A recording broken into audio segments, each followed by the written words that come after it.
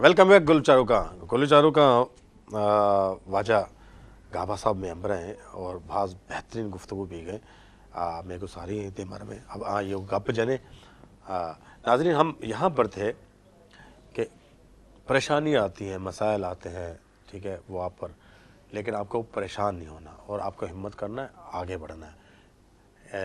एक शायर कहता है कि कोशिशें करने से हालात बदल जाते हैं, खुद बिगाड़ी हुई तकदीर का शिकवा ना करो। जी सर, आप क्या कहेंगे इसको? मैं ये बता रहा हूँ, तकलीफ आती है, अप डाउन आता है। मैं कई दफ़ा अप हुआ डाउन हुआ, अप हुआ डाउन, मैंने उससे बेहतर अपने आप को पाया। जब भी वह बेहतर पाया, मुझे तो बहुत फिशरी के अंदर, आप यकीन करो, जो मैं आपको ज़िक्र कर रहा था, ये 5 फैक्ट्री जो 30 साल 25 साल से बंद पड़ी हुई थी, अल्लाह ताला ने मुझे हिम्मत दी, वो आज भी बंद होती। मैं हिम्मत नहीं करता तो आज भी ताले होते, आज भी सील होती, आज भी हार्बर के पीछे पड़े होते, आज भी बैंकों के पीछे पड़े होते। एक एक रुपया अल्लाह के हुक्म से सबको मैंने दिया। जो आज के आपके आ रहा है तो कोई को चैलेंज करना है, मुझे चैलेंज करे। और आज जो हार्बर के अंदर जो बैठे हुए, आज मेरी फैक्ट्री के ऊपर केस करके बैठे हुए, आज मुझे तकलीफ़ दे रहे, जो मैं जायज़ मेरे काम है, मेरे दरवाजे रोके हुए, तो कोई तो होवे, कोई देखने वाला, कोई इसका माँ होवे, बाप होवे फिशरी का, जिसके ऊपर हम जाके फरियाद करें। मुझे कोई फ़र्क नहीं पड़ता है। मैंने तो देखा अल्लाह ताला ने मुझे हर टाइम नवाजा। मुझे किसी ने तकलीफ़ दी, मैं और मुझे नवाजा। निसार मुराई आया, मेरा यकीन करो इतना नुकसान किया। जो ये पूरी फिशरी के अंदर भाई 20-20 30-30 लोग गैंगवार के बंदे उसके साथ, पुलिस की गाड़ी उसके साथ, फुल फ्लेज, और जानबूझ के नुकसान पहुंचाया। मुझे अल्लाह ने, आज वो जेल में पड़ा हुआ है, अल्लाह खुद उसे जवाब ले रहा है। मैं उससे कई गुना ज़्यादा बेहतर हूँ।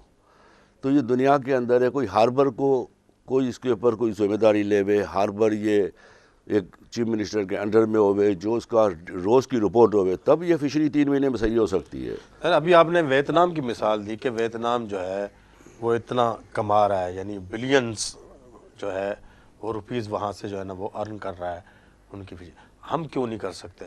हम इसके लिए क्या कर सकते हैं? फिशरी के अंदर क्या इस्लाहात, क्या रिफॉर्म्स, मतलब किस तरह, क्या सजेशन देंगे आप? फिशरी को कैसे बेहतर किया जा वही सकता मैं बोलता हूँ ना, हमारा कानून है भाई, गुज्जा गुज्जी बूला सब बंद है। हम मार रहे, यहाँ से लेके इंडिया के बॉर्डर तक मार रहे। क्यों? यही इसको आप कैश फार्मिंग दें। ये जो बिलियन आएंगे ना, बिलियन इससे आएंगे। जो हमें 200 करोड़ रुपये शौकत अजीज़ ने दिए थे, उसी वजह से दिए थे। मैंने उस लोगों को समझाया था ये करो, फिर वो 200 करोड़ रुपया वो फेडरल गवर्नमेंट के पास थे। उसमें बोला ना 4-4 करोड़ का सामान मंगाया, जो हम उसके डायरेक्टर थे। आप डायरेक्टर या मैं डायरेक्टर हूँ, तो जब उसको सीईओ को अलाउ ही नहीं है भाई 10 लाख से ज़्यादा की चीज़ मंगाए हुए, हमारी कोई अप्रूवल नहीं है। हमें उसके आलीशान बिजनेस क्लास की टिकट दे दे हुए, 5 स्टार होटल दे दियो, खाना खाओ, बस मीटिंग करो, जो जो जिसकी जो चाहे सेक्रेटरी वो उसको करे। वो ज़ियाउर रहमान जो पहला सेक्रेटरी था, वो उसका विजन था। वो ये बोलते थे भाई ये 200 करोड़ रुपये आपके पास पड़े रहे, आप उसको फाइनेंस करो, 200 करोड़ रुपये से भी आमदनी करो। वो 300 करोड़ हो गए, वो 400 करोड़ हो गए। अभी हर कोई आदमी का अपना ज़ाती मतलब होगा, तो कभी ये गवर्नमेंट के कोई इदारे, कोई मैं नहीं समझता हूँ। हॉक्सवे के अंदर MFD का एक प्रोग्राम है जो हैचरी बनाई हुई है, पता नहीं कितना बजट दिया हुआ, कितना बजट आज जा वीरान है। सिंध गवर्नमेंट के अंदर ये अपना गारो फार्म है, जो मुझे याद है 79 के अंदर मैं वो प्रोजेक्ट के लिए गया हुआ था, उसके पीछे लगा रहा था। आज दिन तक पता नहीं कितना, हमारे फिशरी बोर्ड ने कितना उसको बजट दिया हुआ है, उसकी सिंध गवर्नमेंट की हैचरी को कितना बजट दिया हुआ है। आज जाएँ, वो भी हैचरी बंद है। कभी 200 रुपये का पेट्रोल नहीं होता है, पेट्रोल नहीं है तो हैचरी बंद है। गारों का मैं समझता हूँ करोड़ों रुपया खर्च हुआ होगा, करोड़। आज जाओ, वो फार्म भी ऐसे ही पड़े हुए। भाई दियो प्राइवेट पार्टी को, टेंडर करो, जो अच्छी प्राइस देवे उसको दियो। वो खुद तो उसको चला के, उसके बाद ये 1000 आदमी सीखेंगे उसको देखते हुए। जब प्राइवेट सिंध गवर्नमेंट के हवाले, भाई सिंध गवर्नमेंट क्या 50 साल से तो कुछ नहीं किया, अभी भी सिंध गवर्नमेंट के हवाले करोगे? सिंध गवर्नमेंट टेंडर करे, है प्रॉपर्टी सिंध गवर्नमेंट की है, टेंडर करे, प्राइवेट पार्टी को दोगे तो प्राइवेट पार्टी से 1000 आदमी सीखेगा, तब ये बिलियनों में हम जाएंगे। तो अल्लाह ये गवर्नमेंट को सबको समझ दे। मतलब प्राइवेट पार्टी के हवाले कर देना चाहिए, तभी इसके अंदर बेहतरी की गुंजाइश हो सकती है, आप ये कहना चाहिए? बिल्कुल बिल्कुल ठीक है। वैसे तो सिंध गवर्नमेंट के पास ही है कब से, अभी भी जो है ना वो हम जानते हैं, बिकॉज बीइंग अ जर्नलिस्ट हमें पता है कि इस वक्त फिशरीज के अंदर कितनी करप्शन हो रही है, मेगा करप्शन के केस हैं और जो है ना वो उनको समेटा नहीं जा रहा। इसके अंदर रिफॉर्म्स करने की बहुत ज़्यादा ज़रूरत है और सिंध गवर्नमेंट अगर चाहती है कि इसको तरक्की दे और इसको आगे बढ़ाए और वाकई वो ऑनेस्ट है इस मामले में, तो इसको प्राइवेट सेक्टर को दे देना चाहिए ताकि ये अर्न कर सके और आगे बढ़ सके। और गाबा साहब जैसी शख्सियात की जो है ना वो उनको एक थिंक टैंक बनाया जाए, उनसे मशवरे लिए जाएं, तजावीज़ ली जाएं कि किस तरह हम इसको जो है ना वो बेहतर कर सकते हैं और आगे बढ़ा सकते हैं। सर, कराची, आपकी नज़रों ने कराची को किस तरह देखा? कराची की सड़कें, कराची की इमारतें, वैसे तो आप ज़्यादातर कारोबार में बिज़ी रहे, ठीक है, लेकिन आपकी हिस्से जमाल मतलब वो जो खूबसूरती की, कभी बिल्डिंग्स को बड़ा गौर से देखा? आपको कराची की कौन सी इमारतें बहुत खूबसूरत लगती सर, हैं? मेरी 1954 की पैदाइश है, मेरे को 64 ईयर हो गए, 64 साल का मैं बंदा हूँ। मैं कराची को रोड धुलते हुए देखा, ऊँट गाड़ी चलते हुए देखी। हम लोग ऊँट गाड़ी? ऊँट गाड़ी, ऊँट अच्छा। गाड़ी खारादर के अंदर हम जो रोड थे वो तो फुटबॉल खेलते थे रोडों पे। अच्छा। सुबह निकलती थी गाड़ियाँ तो शाम को गाड़ियाँ वापस आती थी। वो मक्करपारा या बाकरा होटल जो बोलते थे, वहाँ से सालन पकता था, 8 आने का सालन मिलता था, तो वो सालन में खुशबू होती थी। तो वो कराची हमने देखा, एक खूबसूरत कराची। अल्लाह बोलता ना आज मेरी कब्र भी मैं कराची में ही बनाऊँगा। तो कराची ने हमें बहुत कुछ दिया है, पूरे पाकिस्तान को दिया कराची ने। अच्छा, आपने रोड धुलते वाकई आपने देखा उसको? देखा। अच्छा। वो तो आखिरी तक थे, वो तो शुरू में तो अलग था, आखिरी तक थे वो रोड धुलते हुए। और बड़े साफ होते थे रोड, खुले होते थे? साफ सुथरे रोड थे, तमीज़ थी इंसानों में। अभी तो पूरा किचरा है, जब तक बोलते सज़ा नहीं दोगे। मैं कभी कभी देखता हूँ भाई, एक इलाके में हम जैसा बोर्ड बेसन में बैठे हुए, आप बोर्ड बेसन के हर दुकान वाले को बोलो भाई अपना सफाई रखो, नहीं तो नेक्स्ट टाइम मैं आके चालान करूँगा। एसडीएम का क्या काम है? एसडीएम का काम ही यही है, एक नोटिस दे हुए, नेक्स्ट नोटिस के अंदर नहीं माने तो उसको चालान करे, भाई 2000-5000 चालान करो। वो हर दुकानदार अपना आगे सफाई रखेगा, तो कोई मुश्किल काम नहीं है ये। मैं फ़िशरी के बारे में बताऊं, जो हमारे चीफ मिनिस्टर साहब है, ये माशाल्लाह पूरी फ़िशरी इसके हाथ से बनी है। यूरोपियन यूनियन जब बनाई तो ये इसके पूरे होल सोल ये थे। आज मुराद अली शाह को सोचना चाहिए भाई, आपने इतनी मेहनत की, आपका पहले जॉब फ़िशरी के अंदर था, आप फ़िशरी को फुल टाइम दो। आप ज़्यादा नहीं, आपको मैं बोलता हूँ महीने 15 दिन में एक मीटिंग करो और उसके ऊपर फॉलो लो भाई, मुझे चाहिए ही सही, अच्छी टीम लाओ, सच्चे लोग लाओ। आपने यूरोपीय यूनियन का जिक्र किया, यूरोपीय यूनियन पहले भी आती रही और आपकी खिदमत हासिल की गई। यहाँ पर आइस फ्लैग्स जो है ना वो आपने लगवाया। अभी यूरोपीय यूनियन इस हालत में जो फिशरी आपके सामने है वो आएगी तो उसका रिस्पांस कैसा होगा आपके नज़र में? फिशरी के अंदर जो हालात है ना, इस तरह से लग रहा है जैसा हमें तो आज यूरोप ने बैन किया हुआ है, हम दुनिया में बैन हो जाएंगे। जहाँ फिशरी के अंदर जिस जगह के ऊपर आपका गाड़ियाँ चल रही है, जहाँ दुनिया भर के गन टायर को अंदर होते हैं, वहाँ हमारा माल उतरा हुआ है, वहाँ माल उतरा हुआ है। अरे भाई, ये माल आके अंदर मार्केट बनी हुई है, अंदर मार्केट के अंदर माल उतारो। आप 2 घंटा मार्केट बंद करो, 6 घंटा मार्केट चलाओ, फिर 2 घंटा बंद करो, 6 घंटा मार्केट चलाओ। रोडों के ऊपर माल उतारने की क्या ज़रूरत है? बाहर गटर लेन उभर रहे, क्या ये हार्बर दिया? ये मुराद अली शाह ने हमें सोने जैसा हार्बर दिया था। तो आज मुराद अली शाह को एक चीफ मिनिस्टर बना हुआ है। मुराद अली शाह को चाहिए भाई, उसको एक हर महीने 15 दिन में टाइम दो। आज फिशरी को बेहतर करना कोई मुश्किल नहीं है, जब सच्चे लोग आ जाएंगे, सच्चे लोग जिसके अंदर जिसका इंटरेस्ट होवे। ये मुराद अली शाह को मैं ख़ास बोलता हूँ। मैं खुद बीबी के साथ रहा हूँ, मैं बीबी के साथ मुबारक विलेज में मेरी ना फ़करी जो उसकी मंगनी हुई, मैं साथ था। उसकी फ़िशरी के लिए एक बहुत बड़ी सोच थी। मुराद अली शाह साहब को मैं बोलता हूँ, आप थोड़ा सा इंटरेस्ट लें, मैं आपको गाइड करूँगा। मेरी ज़िंदगी मैंने निकाला हूँ, मैं एक सीनियर बंदा हूँ फ़िशरी का, तो मैं आप लोगों को गाइड करूँगा। और आपने मेहनत करके हमें एक हीरो खूबसूरत फ़िशरी दी थी। आप फ़िशरी का अंदर कभी आ जाएँ, ऐसे ही अचानक चक्कर मारे 1-2 दफ़ा, आपको रोना आएगा। मुराद शाह ये हमारे सिंध गवर्नमेंट की एक प्रॉपर्टी है। सिंध गवर्नमेंट एक खूबसूरत, हम $8 बिलियन का एक्सपोर्ट कर ले हुए, तो आप सोचो हम कहाँ से कहाँ हमारा बजट जा सकता है। मैं आपसे अभी भी रिक्वेस्ट करूँगा, मैं तो मर जाऊँगा, आप भी मर जाओगे, कुछ अच्छे काम करके जाएंगे तो कब्र भी अच्छी हमारी बनेगी। Thank you sir. अच्छा,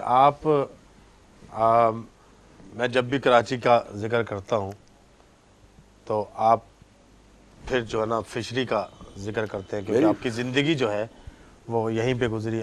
सन ऑफ सी, ये नाम आपके जहन में आया या आपको किसी ने दिया?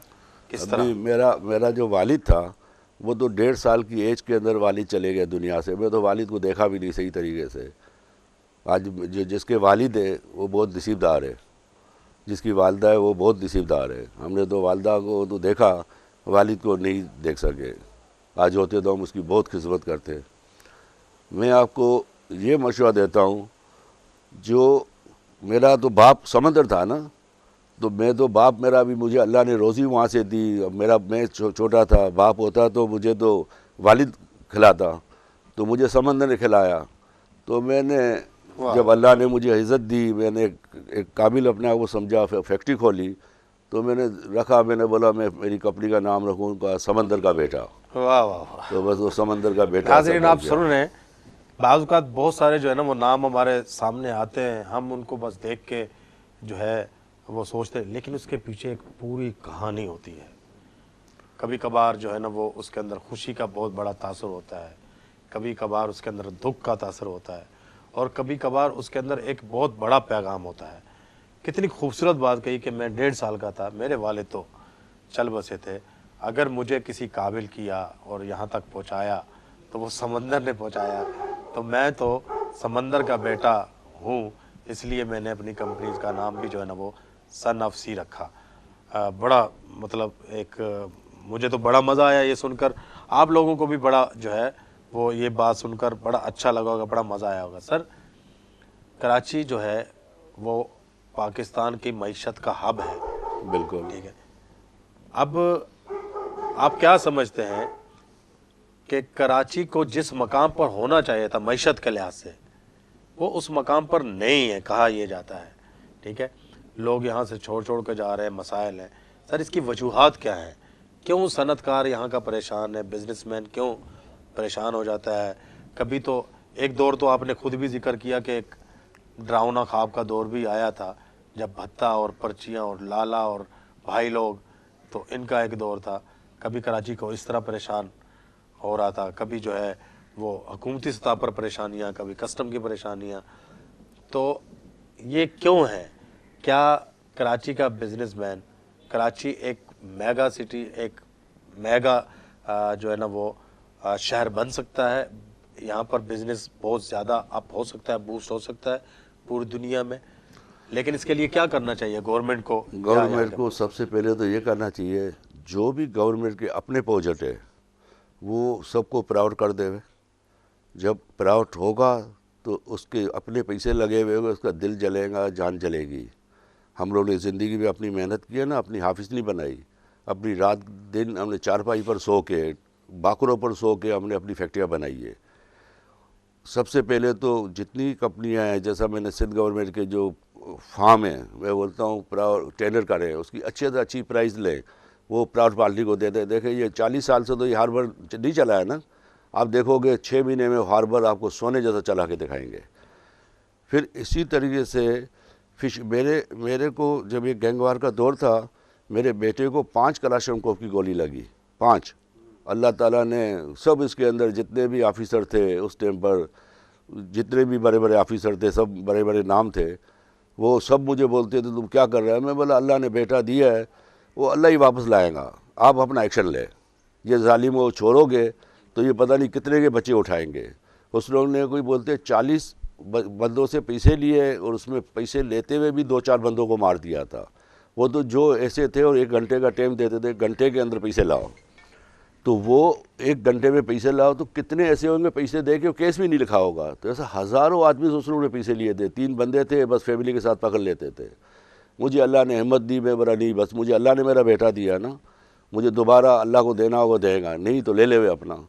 मैं एक्शन बोला करो। मैं यहाँ नहीं था, मैं मस्कत में था। मुझे कोई दोस्तों ने बोला चलो मुझे एडवाइस करो, मैं मकसद में कंपनी खोलनी है। मैं फिर सेकंड डे आया तो मेरे बेटे को 5 कलाशम गोली लगी, 2 पाँव में फंसी हुई थी और 3 इधर लगी। उसके बावजूद अल्लाह ताला ने मेरा बेटा मुझे वापस दिया। तो मुझे अल्लाह से बड़ा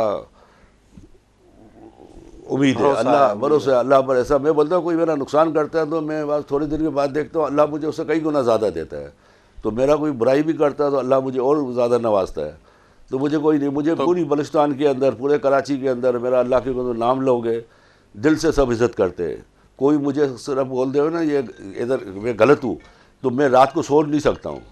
क्यों? मैं ज़िंदगी के अंदर एक अल्लाह के हुक्म से अच्छा रहा हूँ, अच्छा काम किया हूँ, अच्छे तरह से रहा हूँ। कोई मुझे नहीं, जैसे सियासतदान को कोई बोलते ये ऐसा वो ऐसा, मुझे बोले मैं सारी रात नहीं सो सकूँगा और मैं उसकी जान पे आ गवर्नमेंट को जाऊँगा। बिजनेसमैन के लिए क्या करना चाहिए, कराची के बिजनेसमैन के लिए, ताकि वो इस बिजनेस को सर कराची का मैं आपको बताया, कराची के जो बिजनेसमैन हैं वो माशाल्लाह सब अच्छे कर। मैं सबसे पहले आपको बताऊंगा, ये गवर्नमेंट को बताऊंगा, जो गवर्नमेंट समझे उसको। आप कराची का बिजनेसमैन जो सही बिजनेसमैन है, जो कारोबार करता है, वो माशाल्लाह बहुत। मैं आपको सबसे पहले बताऊं, जो चैम्बर है हमारा, चैम्बर है, मैं खुद चैम्बर का एक मेंबर हूँ। चैम्बर हमें सेल टैक्स रिटर्न करता है। जो हम डीजल ले हुए हमें सेल टैक्स रिटर्न है, हम आपका बिजली जलावे हमें सेल टैक्स रिटर्न है। किसके लिए रिटर्न है, क्यों रिटर्न है? मैं एक बिजनेसमैन होते हुए क्यों, कोई एक गरीब आदमी है जो दाल खरीदता है, जो बेचारा गरीब आदमी पेट्रोल खरीदता है, जो आदमी स्कूटर वाला जो खरीदता है, उसको राशन कार्ड दे, उसको फ्री ड्यूटी करो।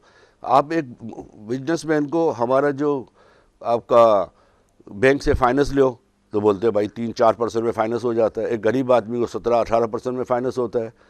एक एक्सपोर्ट करने वाले को बोलते हैं भाई आपका 17% सेल टैक्स रिटर्न है। फिर 17% सेल टैक्स रिटर्न है तो उसके अंदर फिर बाकी रिटर्न वालों को वापस करो जो हमें वापस करेंगे। क्यों?